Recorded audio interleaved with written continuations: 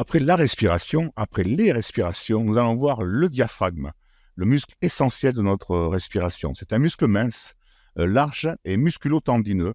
En fait, il est en forme de coupole et il sépare la cavité thoracique, le poumon donc et le cœur, de la cavité abdominale. Lors de l'inspiration, il se contracte et il descend, ce qui permet donc d'abaisser les organes et c'est ce qui permet, lors des respirations abdominales et complètes, que le ventre se gonfle. Et à l'expiration, il se relâche et remonte pour chasser l'air des poumons. C'est vraiment le muscle principal de la respiration, donc les caractéristiques principales. Mais il a une forme de coupole, voilà, séparant le thorax et l'abdomen, une coupole dirigée vers le bas.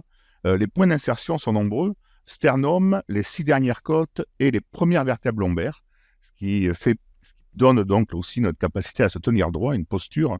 Euh, il est innervé par le nerf phénique, garantissant ainsi l'automatisme du travail.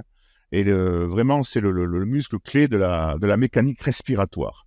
Il facilite aussi la digestion, il accentue le travail du nerf vague, il facilite le travail du nerf vague et donc du système nerveux parasympathique.